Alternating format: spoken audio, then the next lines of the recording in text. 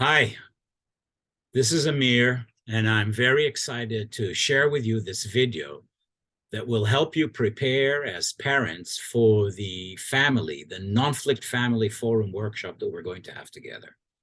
It's very important that we use this as an opportunity to get fully aligned with what we are trying to achieve together and what would be your role as parents in driving and making this a successful session that will truly take your family for years to come ahead in its conversation. And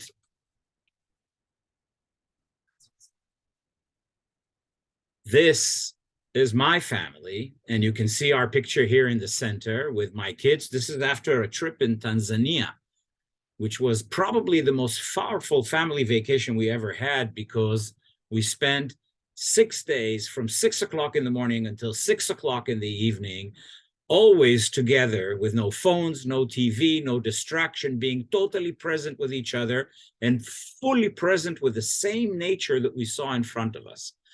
That presence is part of what we're going to talk here today. And you can see here a little bit about my background in terms of my education. Born in Jerusalem, 9th generation, certified yoga teacher. My background in YPO and in EO as a resource for many years. And part of the work that I've done in the Peace Action Network, the Peace Talk, the moderating of the Peace Forums, and the TED Talk, and the book Nonflict that came as a derivative of that, and the creation of 1 Million Peacemakers that was designed to spread around the world the theory and the practice of conflict resolution, which is a big part of a family conversation and the ability in families to learn how to solve conflicts in a constructive way. Yeah. To be able to work in a forum in family, it's important that we, as the leaders, understand why we're doing it and what we're trying to achieve.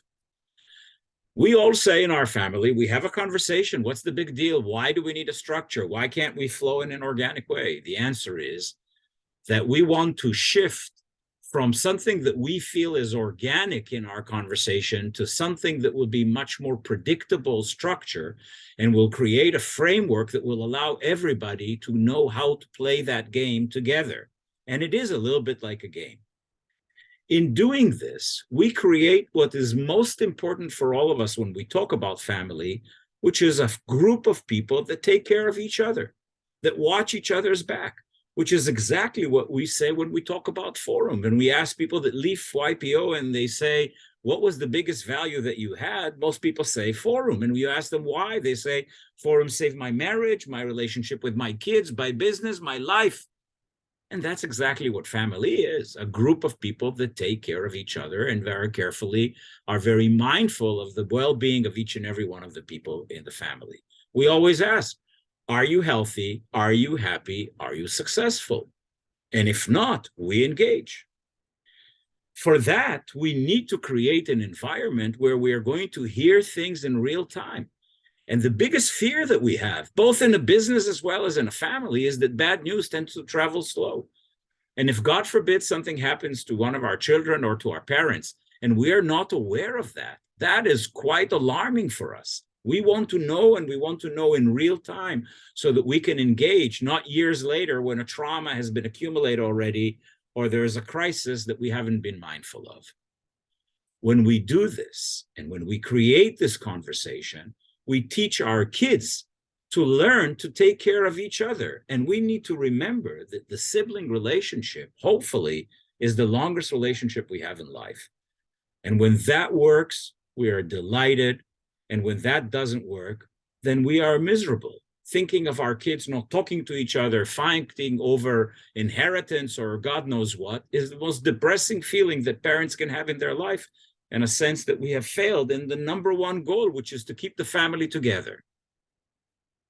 As we do this, we do it on a foundation of developing the capacity to solve problems and to deal with conflicts. Families have conflict. It's an indispensable element.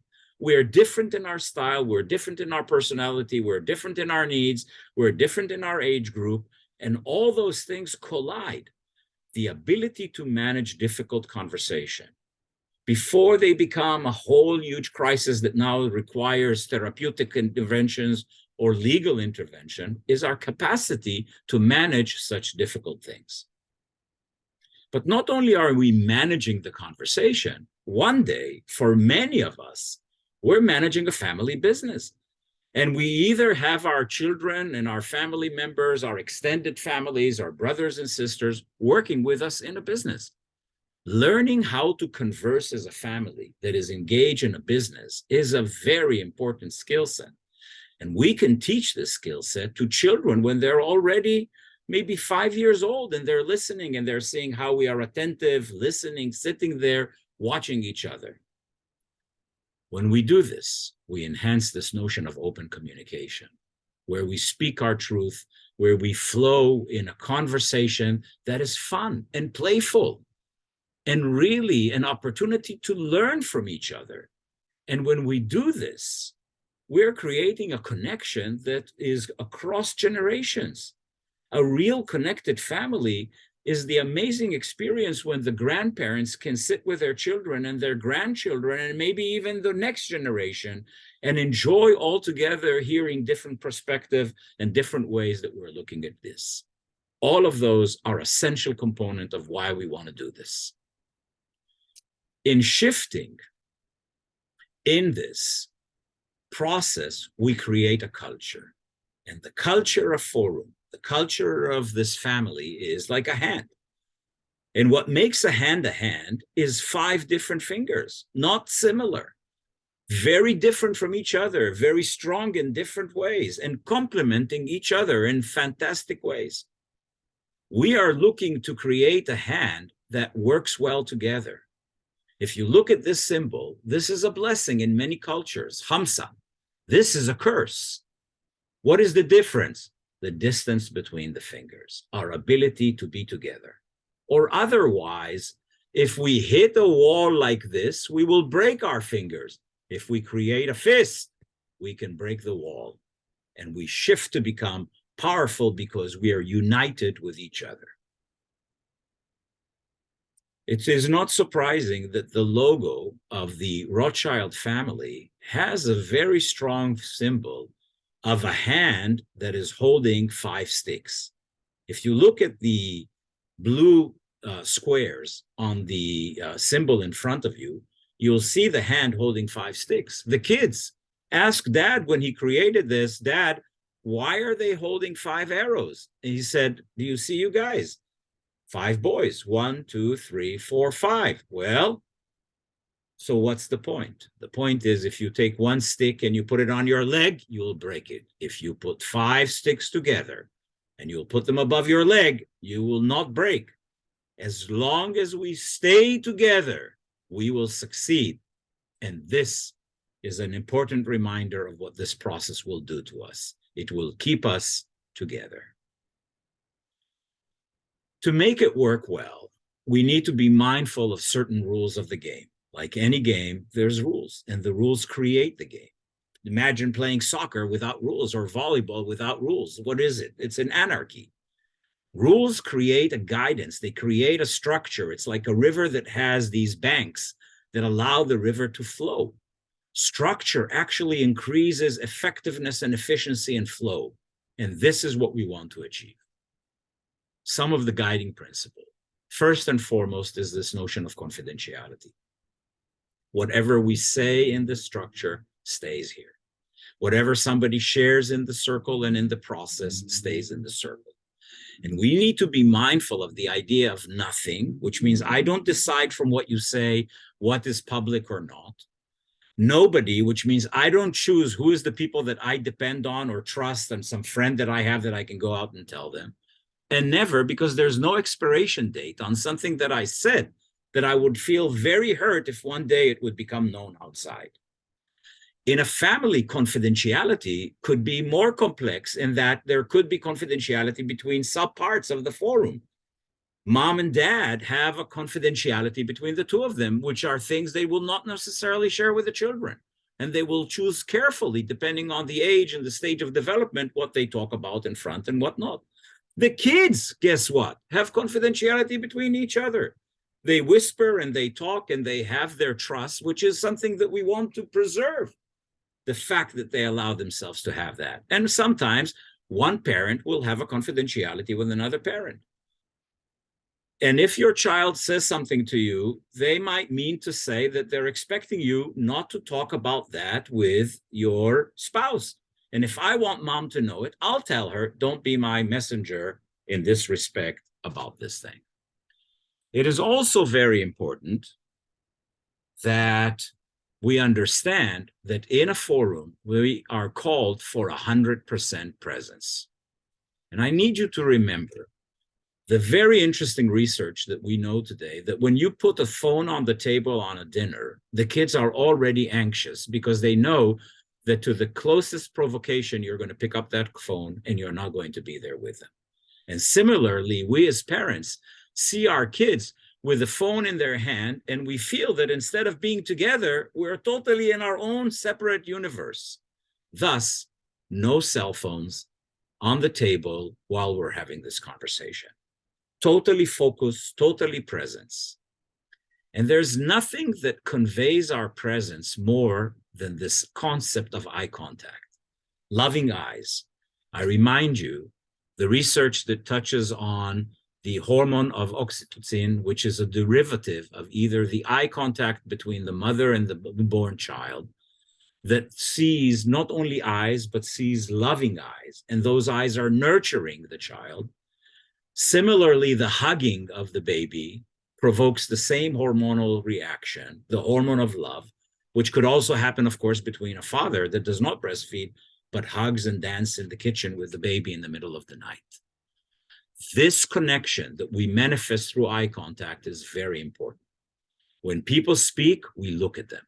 When I speak, I might go sideways to collect my thoughts, but you who are listening to me, when you give me this powerful, consistent eye contact, I feel heard and loved.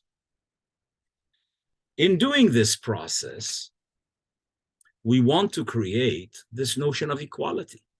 And the equal presence, equal positioning, and equal time management manifest this idea of equality. And so we want to make sure that we have a timekeeper and that everybody feels that they're there to be heard. And in doing so, we take authority away from the conversation for the duration of this meeting. And some people say more than just the duration of this meeting. To ensure that the audience is open and comfortable, we need to make sure that we do not give advice. We share without telling. We ask without interrogating. We create an environment that is respectful to the learning that each and every one of us has to do on their own. And we do this through our own example. As parents, we will need to be the first leaders by example who will open up and share in the way that we open up what level of openness we can expect. And of course, we need to trust the process, following the rules, the guidelines, and going deep. Making sure that we convey a trust in the dynamic, as we know that it has been serving thousands and hundreds of thousands of people over the many years that forum exists, and would be true for this construct as well. This is the flow.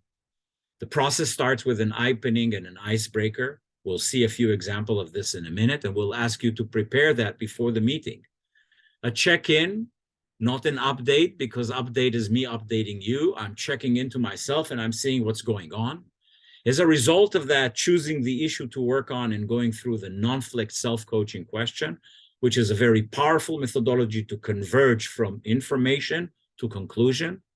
And then, of course, the family sharing, the response to the presenter, and then the generation of an action plan and accountability and a closing of the meeting. A simple 5-step process, 5 station points, if you like a playing Monopoly. The first one is the communication starter, the heart warmer. Here are some examples, and there could be many, many more.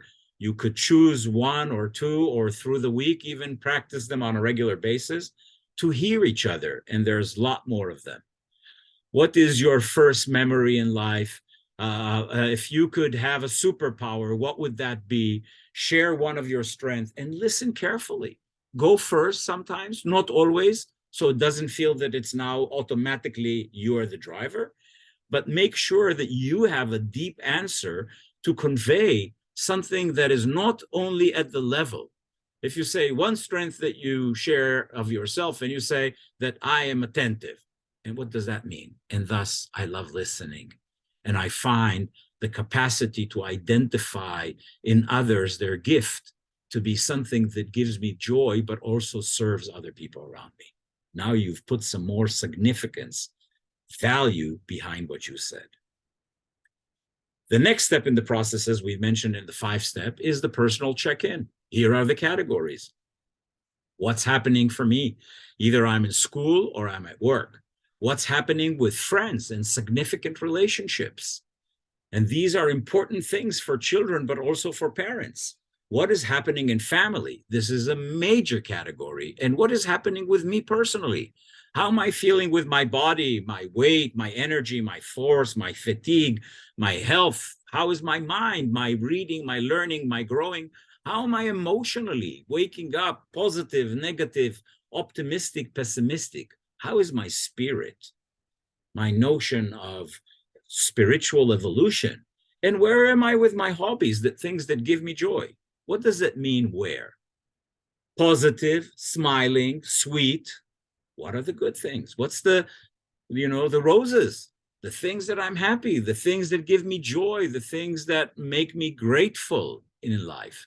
And what are the things that sap my energy, that make me feel unhappy? The negative emotions that we could have in life of sad or mad or angry or frustrated or whatever it is, so that we are able to really learn where we stand, at the end of which, and this would be approximately 3 minutes in a family as kids grow up, could be longer, to describe after writing what happens. For kids who are younger and would feel difficulty in expressing themselves through writing, they can draw a picture. They can even act it out in a certain way. Whatever creative way to communicate so that we hear from each other, how are you doing? Based on that, we will have the conversation and the contribution of the family, which we will see taking place in a later stage. This QR code will give you access to a great deal of material, including manuals for the parents, the handout for the process that will support you, and we will continue to provide you with these tools. We're very much looking forward to the session we will have together with you and for the amazing experience that will be based on your leadership and now understanding of what we're doing and how we're going to do this. And we invite you to prepare yourself, to think through, maybe to practice it with your spouse before the meeting, so that when we engage in the exercise together, it will flow beautifully and there will be no need in spending too much time on learning and explaining, but rather quickly engaging in the game. It's like opening a new game and immediately playing rather than spending 5 hours reading the instructions. Go with that, prepare yourself, and we're going to have an amazing time. Thank you very much, and very much looking forward to seeing you soon. This is Amir, and my son Gil, who will be with us in many of these cases, as an example of a relationship and conversation between a parent and a child. Very much looking forward to seeing you. Thank you.